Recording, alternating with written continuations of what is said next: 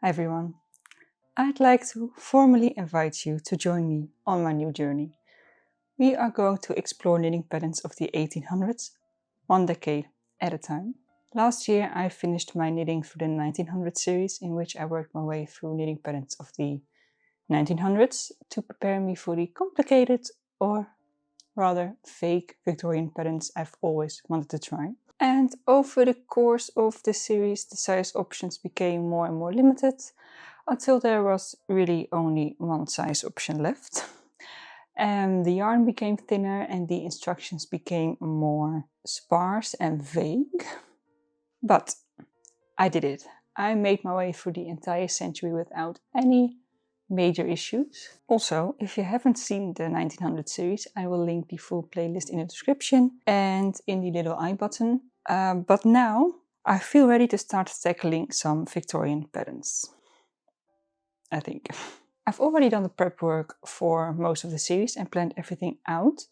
So for most decades I've already found a pattern. Some still need more research because I couldn't really find patterns in general. So that should be interesting. But without having fully read through the instructions, just enough to decide if I wanted to make it, I can already tell that it's going to be a challenge.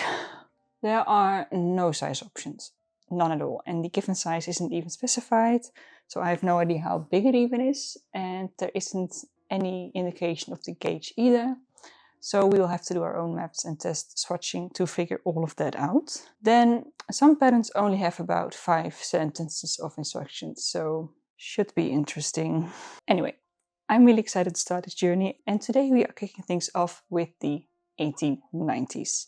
You may notice that I'm dressed for the occasion.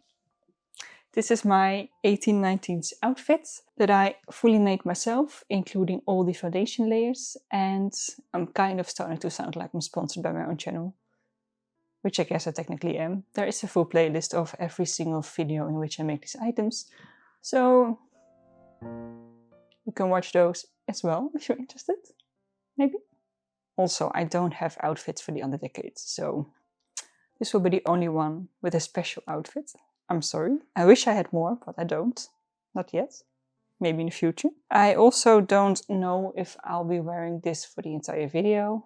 It's quite a process putting it all on, and if I'm only filming for like 10-minute intervals, then I don't think it's going to be happening. But I want to at least film it for all the big updates. We'll see if that's going to happen. Let's get into the 1890s. The pattern I picked out for this decade is from The Art of Knitting. It was published in 1892 by Butterick, the well-known pattern making brand. And this pattern is called the Ladies Knitted Vest. I picked this one because I only want to make items I will actually wear. And I think I will get a lot of use out of this vest. I'm always cold, so an extra layer of warmth is always very welcome. Now for sizing. Like I said, there's only one size, and I have no idea how big it is. I do know the stitch count around the chest, so I just did some swatching with some of my thin yarn, and I did some calculating, and I think I can just make the given size without having to do any adjustments. Also, if it is too big, I can just take it in, and if it's too small, I can just add a panel in the side. So it should be alright. Then for yarn, I got a couple of skeins of this Lang Yarns Wool Superwash in shade 234, I believe. And this should work with teeny tiny needles. Now I've already cast on the front or back. There's really no difference between the two, which you probably already noticed because I've been working on it this entire intro. This is what we have so far. I feel like a beauty YouTuber. It's a simple knit 3 purl 2 rib, and there's almost no shaping, so pretty simple. I have to continue this rib pattern straight for 24 inches before starting the neckline shaping, and yeah, that's going to take a while, especially because I'm working with 2mm needles. Speaking of needles, normally I prefer circular needles, even for working flat, but I decided to challenge myself even more and use straight needles, which would have been used at the time. I'm not the biggest fan of straight needles. I find them really annoying because they're much bigger than circular needles, and when I'm knitting, it usually bumps into things. But maybe I'll change my mind after this project. Who knows? Now I feel like I've been talking for hours, so let's stop that and just work those 24 inches 3x2 rib.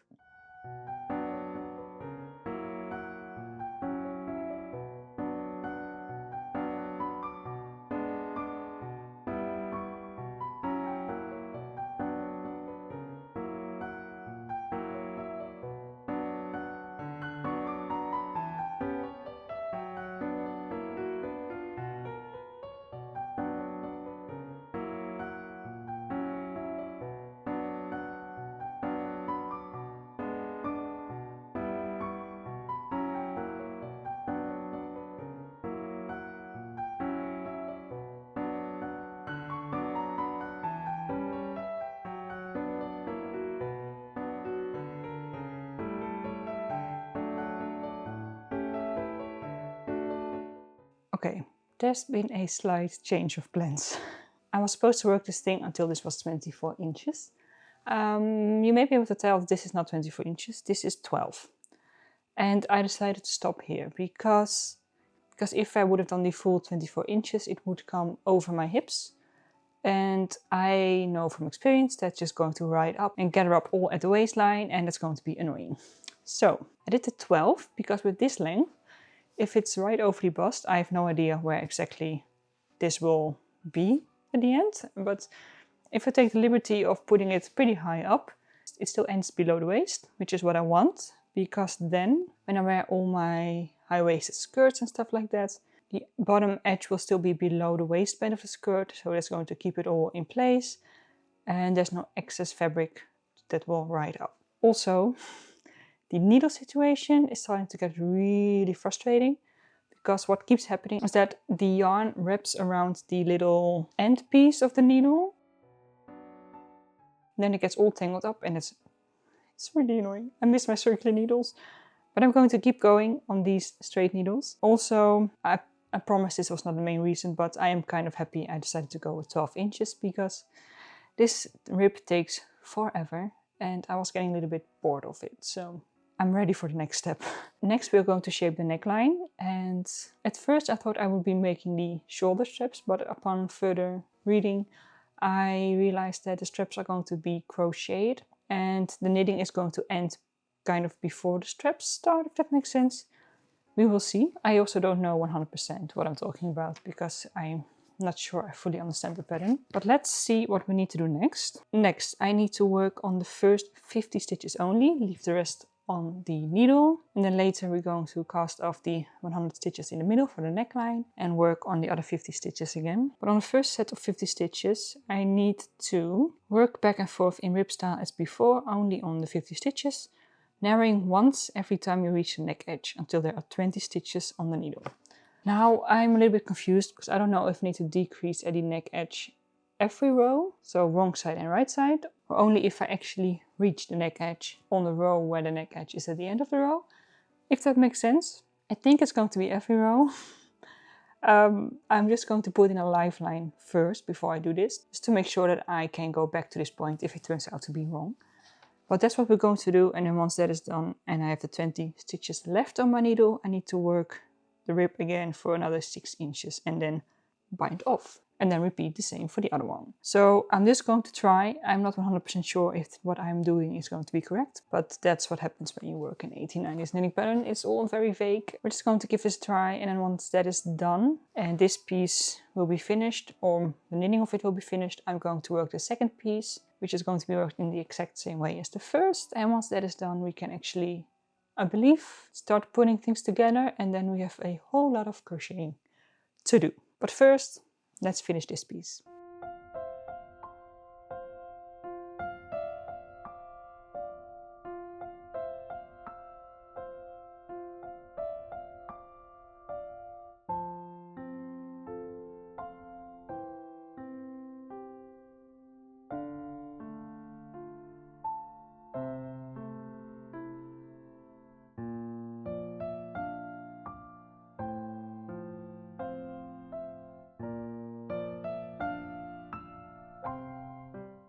I finished the decreasing and I think I actually did it right.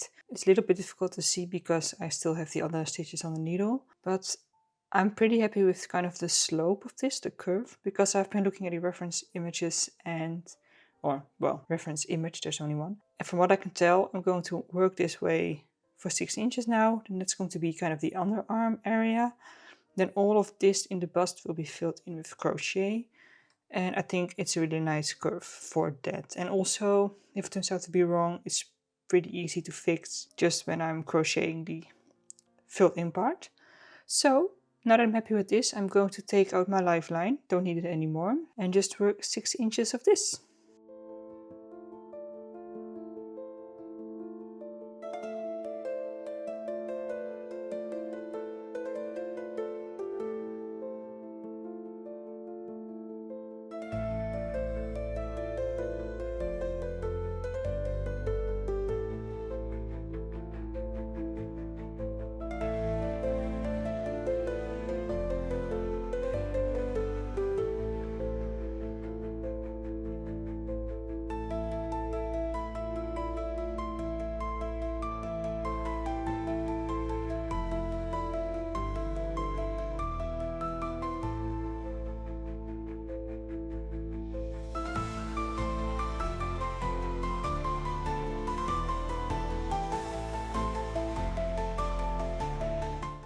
Well, I finished the first one, ta-da! And you may have seen that I didn't go up till 6 inches, I stopped at 5 because I thought it was getting way too long. Now, I've been through a couple of phases with this pattern.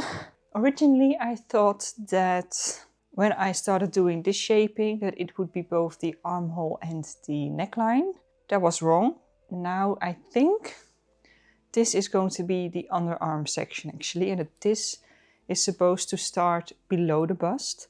However, if I try it on really quickly, you can tell that this is going way higher than my underarm, so I don't think that's going to work, which is why I stopped, because these are not actually going to be the straps.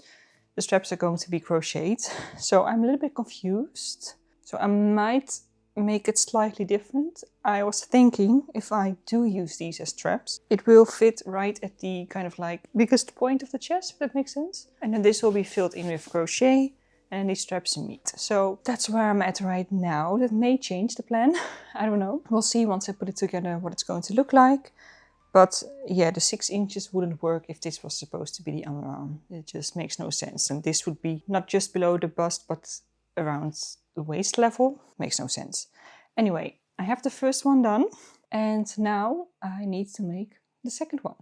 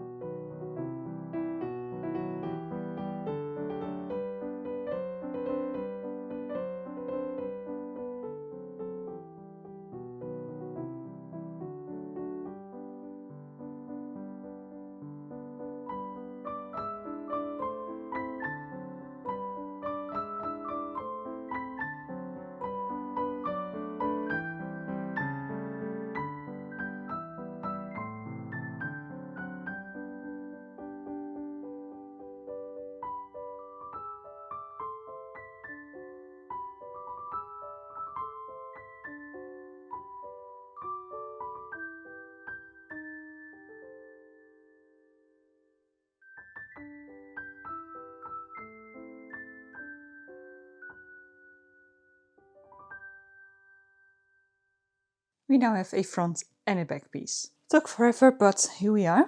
And now I'm ready for the next step. Now I need to make gussets, technically, but the pattern calls for hip gussets. Now I made my vest shorter, so I don't need hip gussets. What I do need is something for the underarm section, because I think I changed the pattern. I'm still not really sure how it was supposed to be. I'm pretty sure that this top part was supposed to be half of an underarm, but I changed it so that these are now straps. So I technically don't have an underarm area at all. So what I'm going to do is make the gussets that I was supposed to make for the hip and instead make them for the underarm area. Right? Now I don't have enough yarn. I have only a tiny little bit left and it's just not enough. So I went to my stash and I found this. This is just a dark blue, I think this is drop saffron, that I had left over from another project, and it's the same yarn weight as the yarn I used for this. And it's a similar, well, not similar, it's not the same color, but it's at least within the blue family. And I don't think it will look that strange next to each other. We will just pretend that it's a stylistic choice. So I'm going to make the gussets, and for those I just need to cast on. The pattern says 50, but I'm going to do 40 because that's the amount of stitches I would have had if I would have used these as the underarm pieces. 40 for each, then work 1 inch in just the same 3x2 rib I've worked throughout this entire thing. And then I need to start decreasing so that I get eventually to 1 stitch and then finish it. And then, very exciting, we can actually sew the side seams together before moving on to doing the crochet neckline, which I'm very excited about. But first, gussets and sewing it together.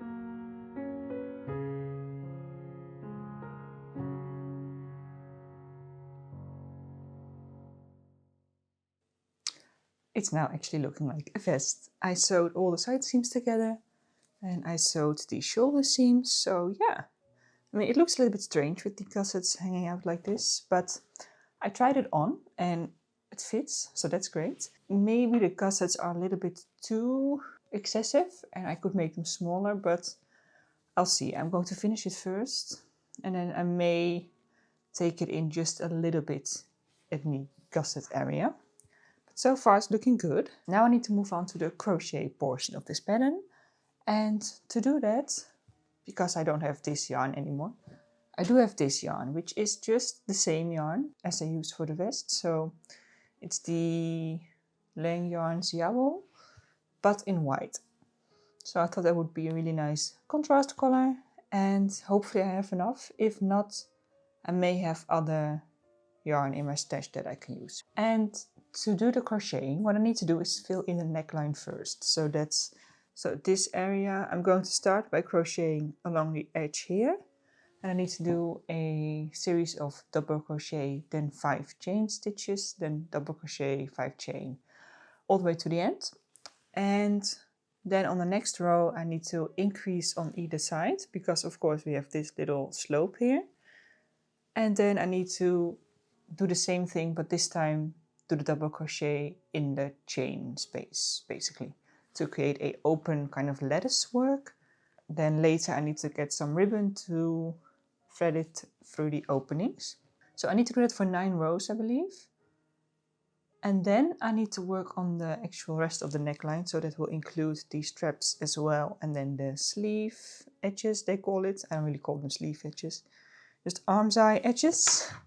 And I need to do crocheting along the hem as well. I'm just gonna get a cup of coffee, Christmas coffee, because it's still Christmas when I'm filming this. Well, technically it's November still, but in my mind it's Christmas.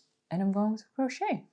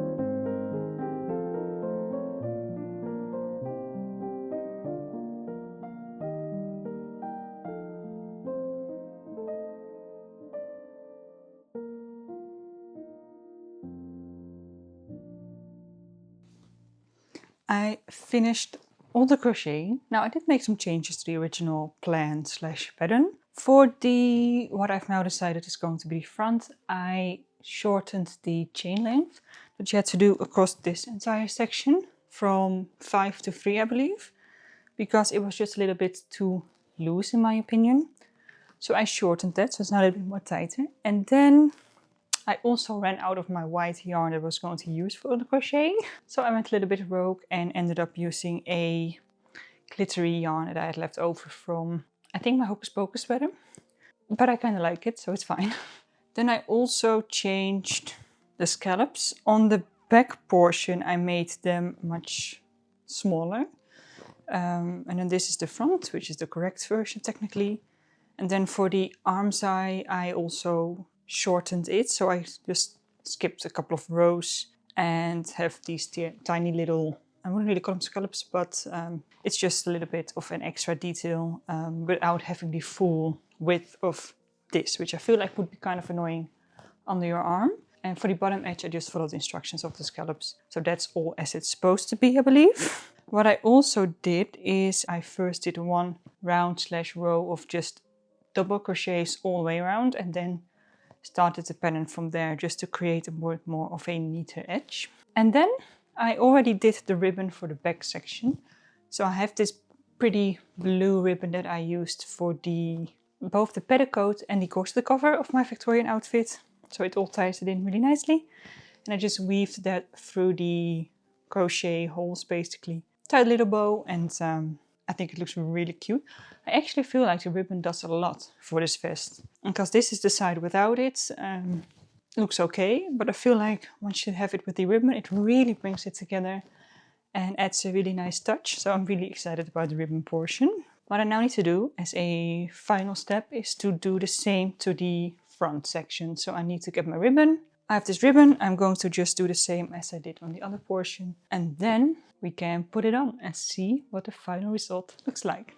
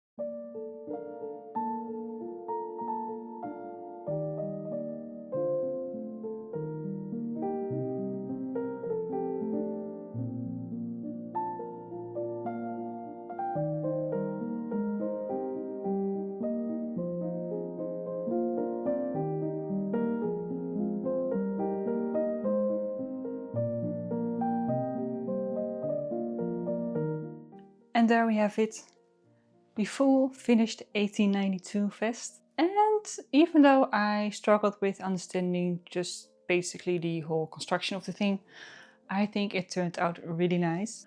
One of the most important things is that it's really wearable. I think I will be wearing this a lot just underneath my regular clothes this winter season, just to stay nice and warm. It just fits so nice, it's so comfy, and especially with my corset and my Victorian undergarments underneath, I think it looks really nice. I think it really works with that silhouette, which makes sense since this is an 1892 vest.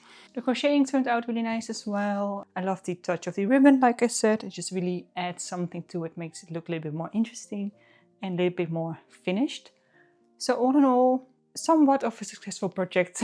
I got a little bit confused with the construction, so I made up my own. But apart from that, I ended up with a product that looks similar to the photos. Not the same, but similar. It's wearable and it fits. So I'm happy. I think it's been a pretty good start to this series. And I'm really excited to move on to the next decade, the 1880s. I'm going to get started immediately, so stay tuned for that. For now, I'm going to end this one here and, like I said, get started on the next decade. Thank you for watching. Feel free to subscribe so you don't miss the next installment of this series. Have a great day and I'll see you in the next one. Bye.